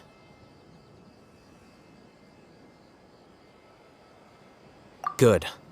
Conviction is the most important part of all of this. Now, please get ready and put on this device. You want us to record our conviction into the knowledge capsule? Yes. Paimon is still really worried. I understand, but trust me, Paimon, this is something we have to do. It's best if you can do as I say. Because To achieve this impossible task, it sounds like you'll need to fool your own heart first. Although it may feel like a trick, self-encouragement may be the most important tool we have. Paimon can see the point you're trying to make. Imagine this. We have orchestrated our plan and successfully rescued Lesser Lord Kusanali.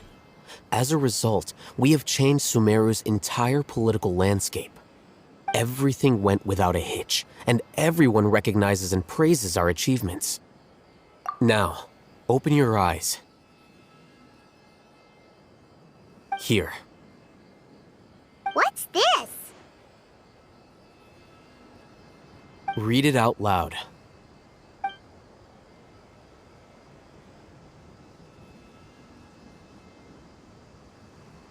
It's done. Is your head okay? Does anything hurt? It's just a recording. There should be no negative effects. But what was the point of doing this? Paimon doesn't get it. And that's perfectly fine. In any case, these capsules aren't meant to be used by you. Huh? What do you mean? Have you forgotten? Our plan needs to account for those who have long relied on the Akasha. You may find it hard to believe, but for those people, everything the Akasha transmits to them is nothing short of absolute truth. Imagine if you've been using a device like the Akasha since the day you were born, and this device has always supported you during times of need. After all that time, what do you think you'd become? A fool? A machine? A slave to orders. And that's why rules are so important. In addition, those who understand the rules can delineate boundaries and identify gray areas. But why would you need to identify the gray areas? You could say that those kinds of ambiguous zones can be very interesting. One might even say they're advantageous in the right hands. The things you're interested in are really out there. Are all Sumeru scholars like this? Anyway, that's enough chit-chat. I'm going to take those two to work on some small projects. You can head to Caravan Rebot and start preparing for the next step. Small projects? We're going to tinker with the Akasha terminal and make a few modifications. Agreed on a plan. How can you go back on your word? The plan is too radical and carries a high risk for casualties. I've given it a lot of thought. And in the end, I still can't agree to it. But it's still the best plan we have. As a former Matra, you of all people should be able to see the bigger picture and recognize the innate advantages of our plan. I did. And that's how I saw the danger behind these so-called advantages. Al-Hitham's plan is even more radical than I imagined. Huh? Why are you guys arguing? My friend, you're just in time. Why don't you help me persuade Sino? He's turned against our plan. We agreed to work out a plan at the meeting. As mercenaries, you're familiar with the local environment, so you'll take care of the specifics. But then, you went to Al-Haitham for suggestions. Had I known Al-Haitham would give you those kinds of suggestions, I would not have agreed to the plan.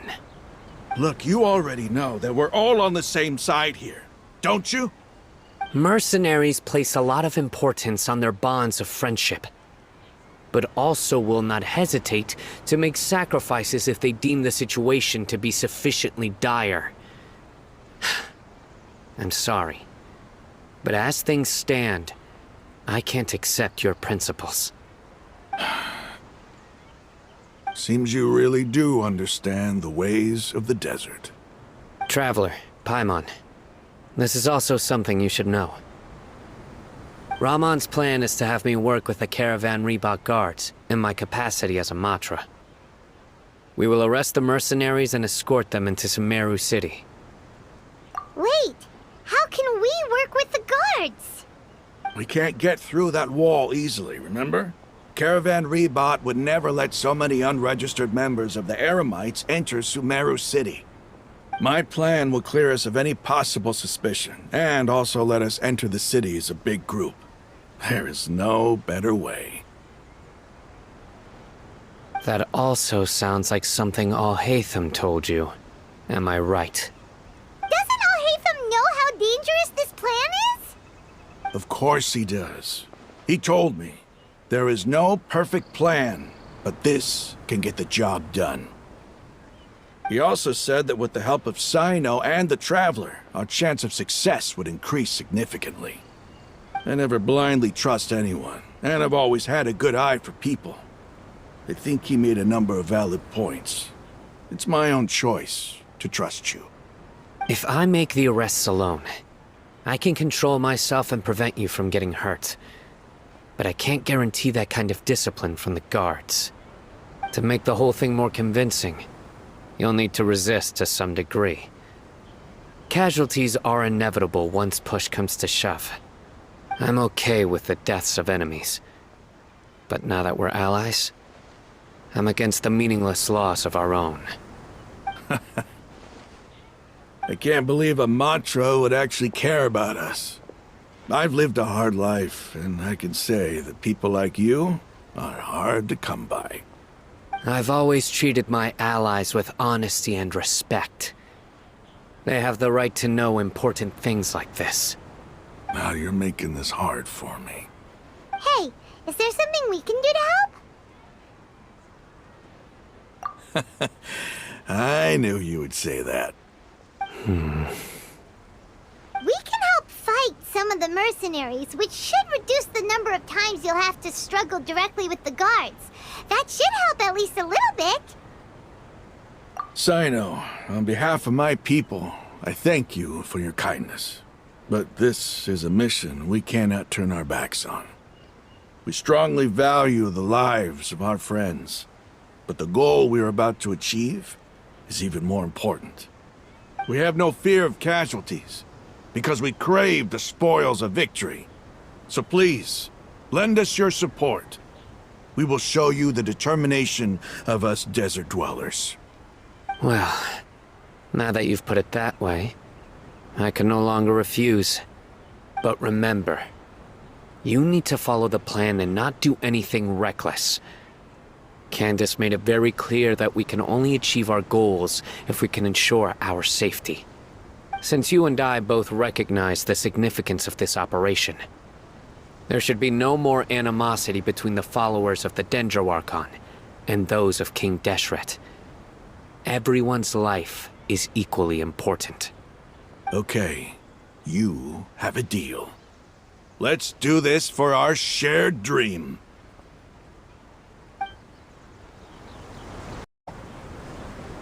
Guards! General Mahamatra! To what do we owe the honor? Keep your voice down. This is a secret operation. I'm going to arrest a large criminal gang near this location. According to the Academia's Guide and Regulations on Secret Operations, I have the right to ask for the cooperation of Caravan Rebot. Ah, of course.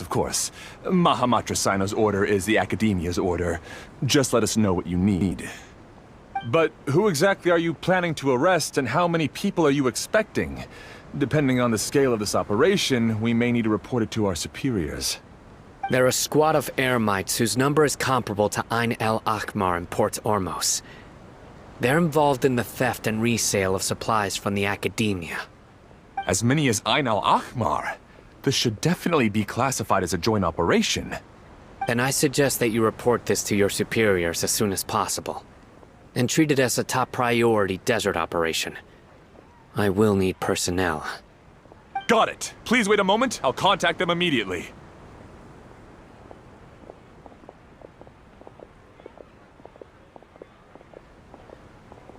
Because this is work. Because I trust you. Paimon can't believe you're still in the mood to chat. This whole thing has Paimon scared stiff. Aren't you even a little worried?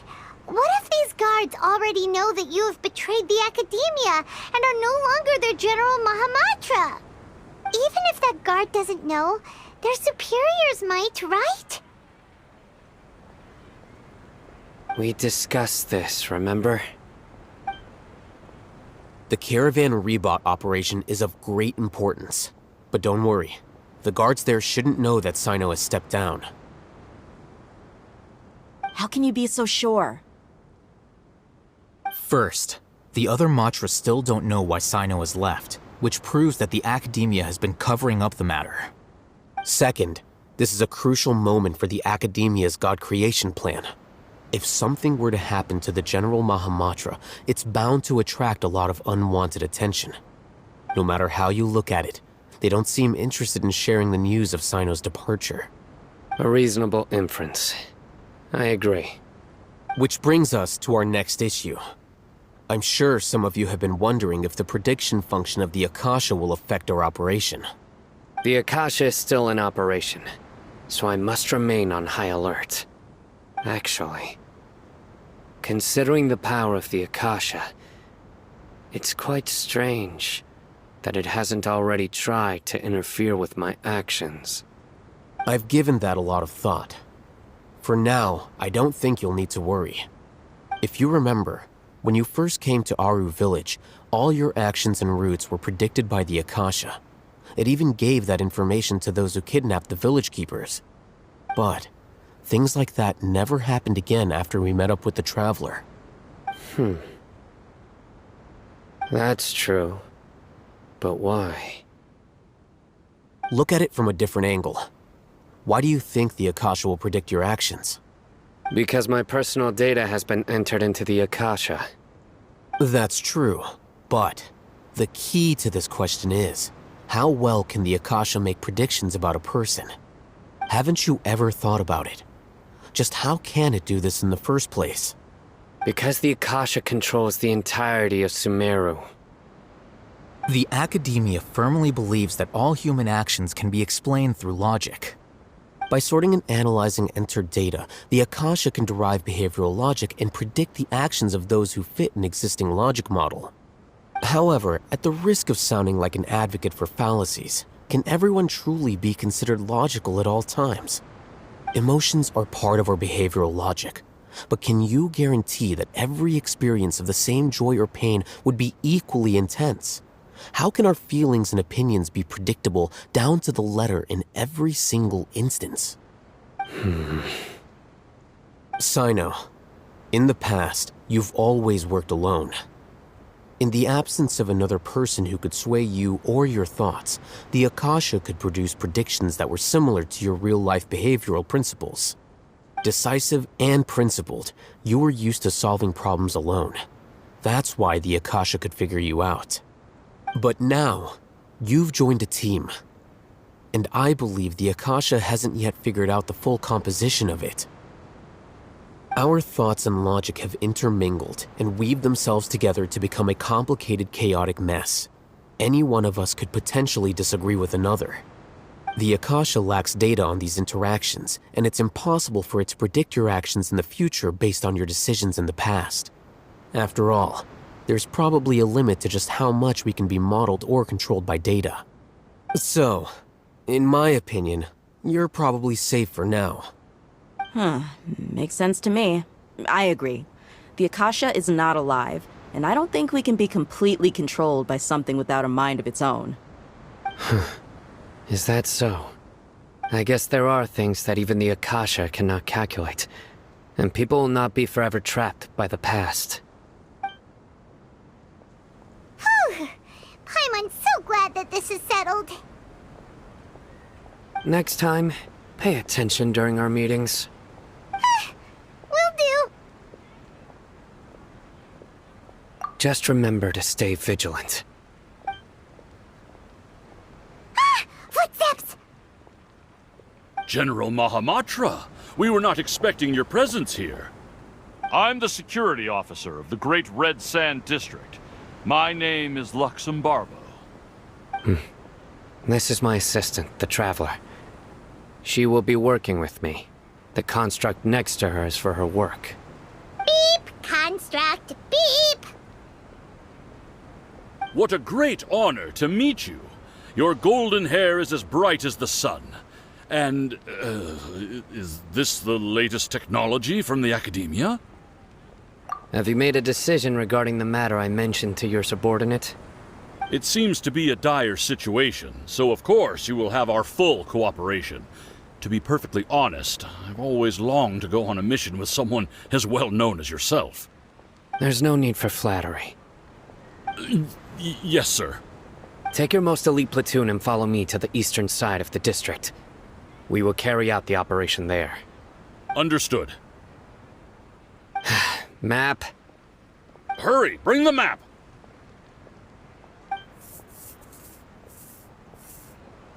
In 2 days, we will engage Rahman's Eremites and capture all of them. Any questions about the time or location? None at all, sir. Good. See you then. Yes, sir.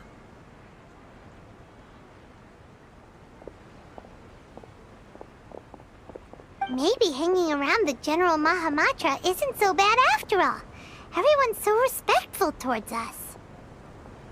This is all due to the absolute authority of the Academia. And now, we're going to strike back against that massive pillar of power. Get ready. We will move out in 2 days. Look! Over there! Our helpers have arrived already! Let's hurry over! Wait a moment. Ah! Oh, it's you! You're my assistant, remember? Being my assistant, you must stay with me. Now let's head over there. It's General Mahamatra and his assistants.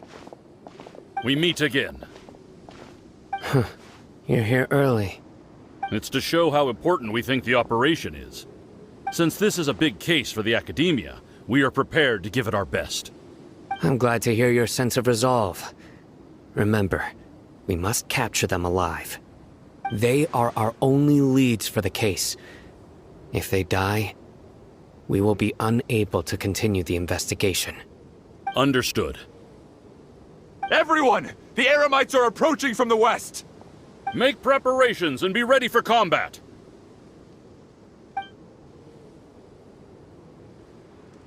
Halt! Oh? What a warm welcome! What do you want? Judging from those shiny weapons in your hands, it seems like you're not interested in a deal. Rahman, the Academia has caught wind of your smuggling and illicit sales. If you value your life, I advise you to surrender. Who are you supposed to be? A Matra from the Academia? I can't believe you came all this way just to catch us. I'm not here to talk. Oh. Nobody's given me this much time of day since I became a mercenary. Brothers! For that slight, let's wash our blades with their blood. Let's show them we Eremites are not to be messed with. Over. Ah! We have subdued them. The operation is now over. All Eremite mercenaries and related personnel in the area have been arrested. Ah, you pitiful Dendro Archon dogs! You'll regret this! I'm afraid you'll regret it first. King Deshret will curse you, and you will all! Silence! Oh, Restrain them and take them back to Caravan Rebot. Count their numbers and send them to the Academia as instructed by the General Mahamatra. Yes, sir!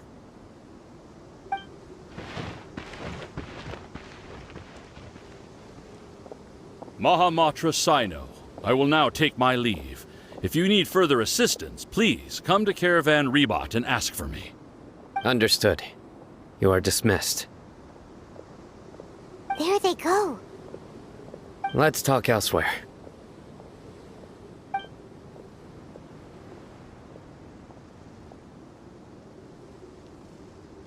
This part of the plan went really well. Yes, things went perfectly. That's fantastic!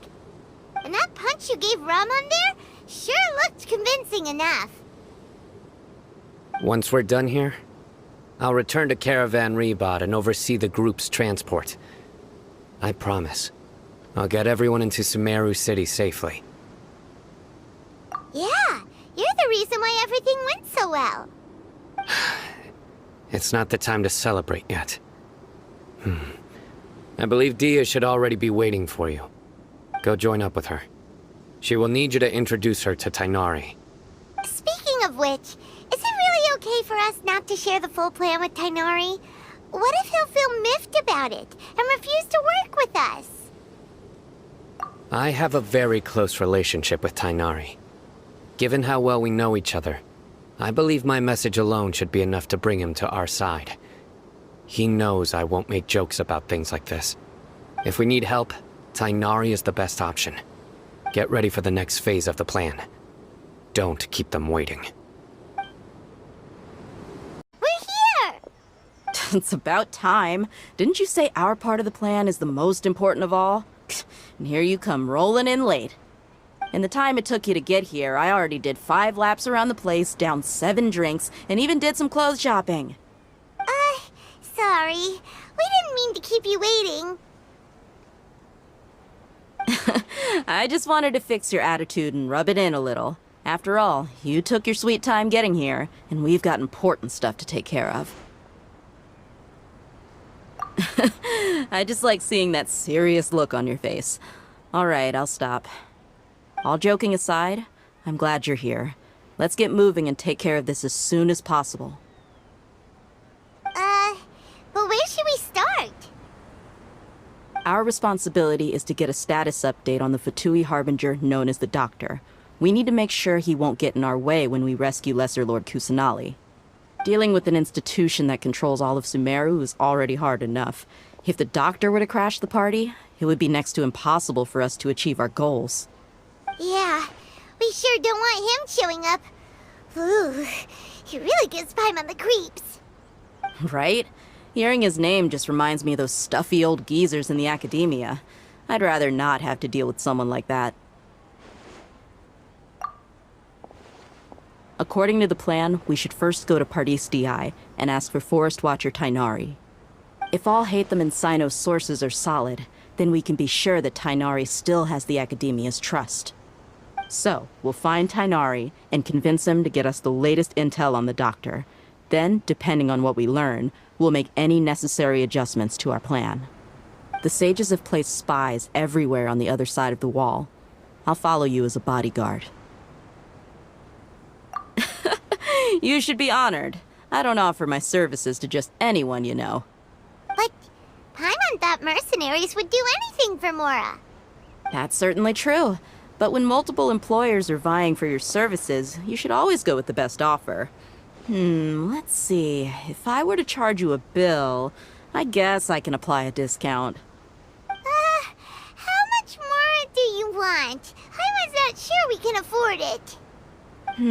How much do I want? Hey, how about paying me with a smile? What do you say? I haven't seen you smiling much recently. If you ask me, someone like you must look lovely when they smile. Come on, give me a smile so that I can be less worried. Looking good! I hope this pretty smile will become our lucky charm. There are many kinds of smiles, but only a truly joyous one can bring blessings to others. Let's consider this smile a down payment for our future victory. Let's go. It's time to pay a visit to Pardis Di.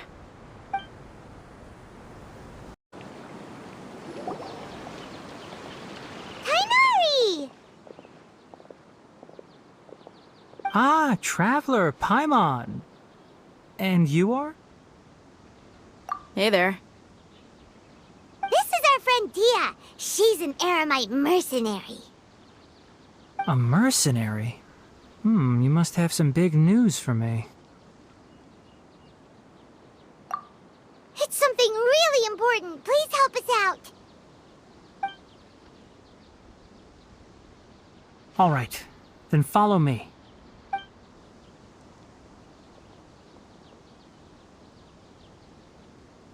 This place is better. We won't be disturbed by any passerby. Okay, what is this important thing you want to ask me? The doctor, huh? He's that strange-looking Fatui Harbinger with the mask. Paimon thinks he has blue hair. Yes, I know him.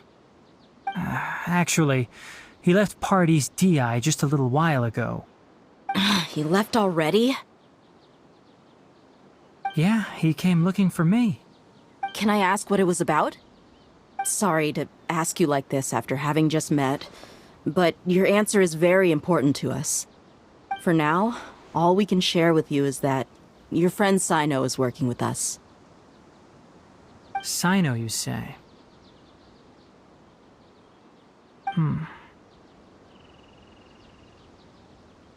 I see. So that's why he hasn't been at the academia. Okay.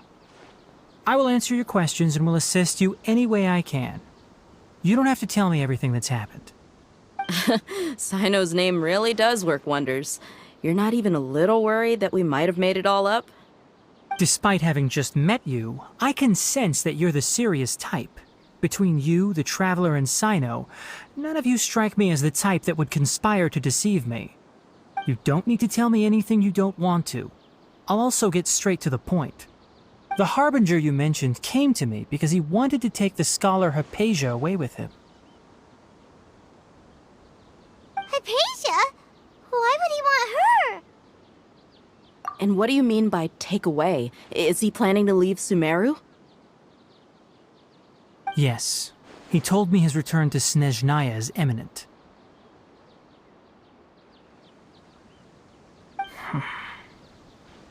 So you mean... you're leaving this place soon? Indeed. Otherwise, we could have perhaps talked a little more. I was just about to set out when I remembered something important. To that end, I made a final trip to Pardis Di. Let me ask, have you been taking care of a scholar by the name of Hypatia? Your sources are accurate. No doubt because you recruited many informants. But you're right. Hypatia has indeed been receiving treatment from me. Forgive me for asking, but how's the treatment coming along? Given the way you're asking, I assume you have something to say. Since you asked, I'll be frank. I would like to take Hypatia to Snezhnaya. It's incredibly difficult to transfer a patient. As a scholar yourself, shouldn't you at least be aware of this? Oh?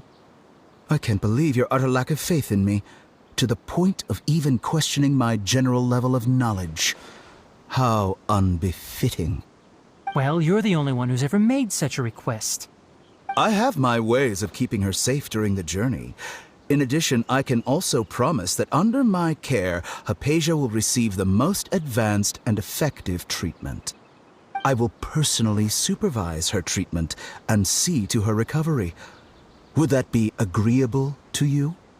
Hypatia was born in Sumeru and remains a scholar of the academia. Her situation has not become dire enough to necessitate her transfer to another nation. Transporting her to Snezhnaya is risky, and the potential benefits are unknown. As the person currently responsible for her treatment, I cannot possibly sign off on this transfer. Your suggestion is rude and reckless. I'll pass.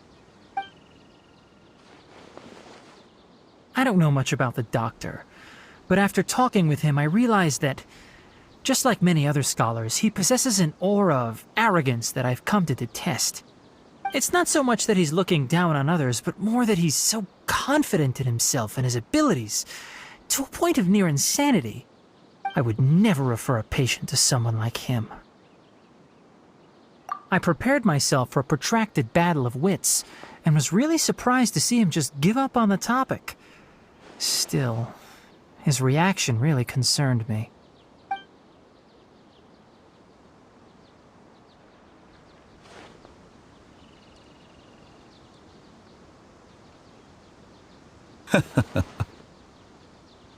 I see, I see.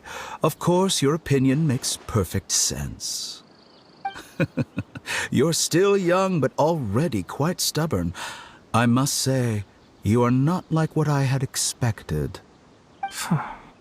Under normal circumstances, I wouldn't just let you off the hook like this. But unfortunately, I'm in a hurry today, what with Her Most Noble Majesty the Tsaritsa calling for our return. Luckily, there is still some time left for me to take care of everything before I leave. It's just as the Academia said, you're a responsible and gifted scholar. Sadly, even with all of that, you're still lacking a bit of shrewdness. And that's also why people like you can never realize that sooner or later, everyone must pay the price for what they've learned.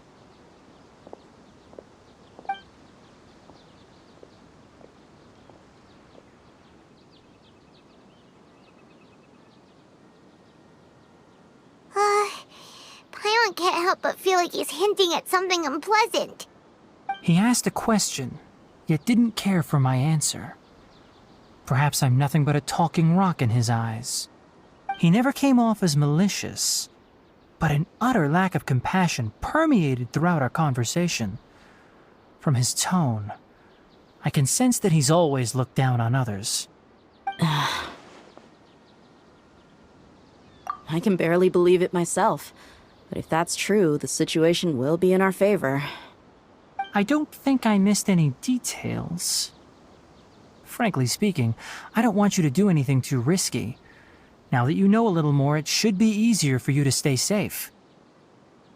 Sorry we can't tell you everything. We appreciate that you helped us anyway. I won't forget your kindness. It's okay. I have an obligation to do so. To be perfectly honest, all of this may have started because of me.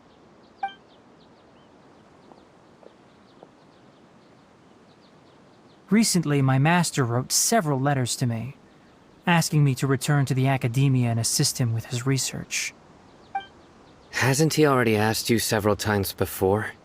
Yes, but there's something off about this most recent batch of letters.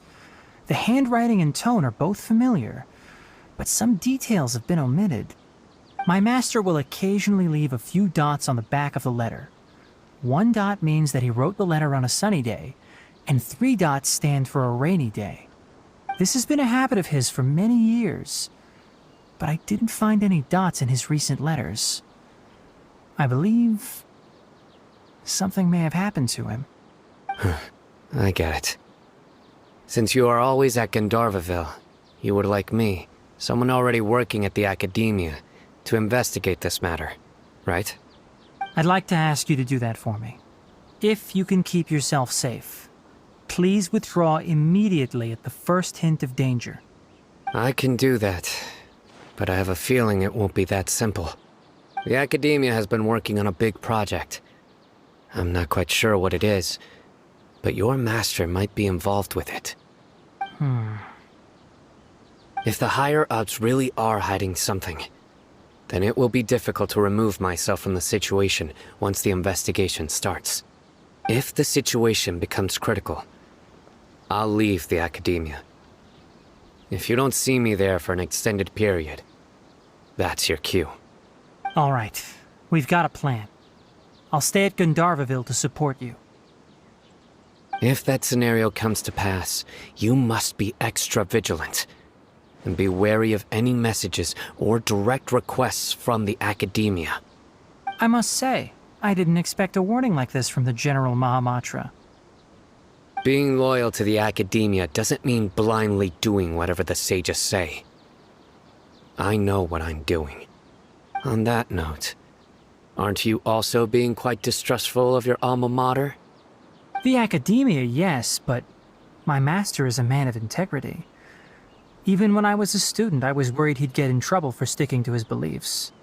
I suppose he's lucky to have lasted so long. But in the end, it still caught up to him.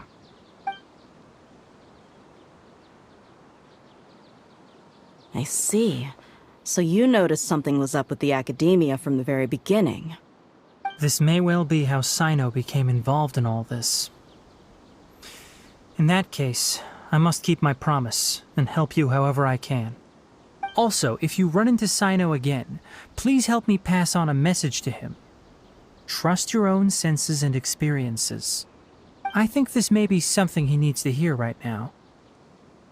Okay, we'll find a chance to tell him. Thanks. Right. Now let's go hunt down this Harbinger. Oh, by the way, which way did the doctor go when he left Pardis Di? That way. Gotcha. Thanks so much. We'll be on our way.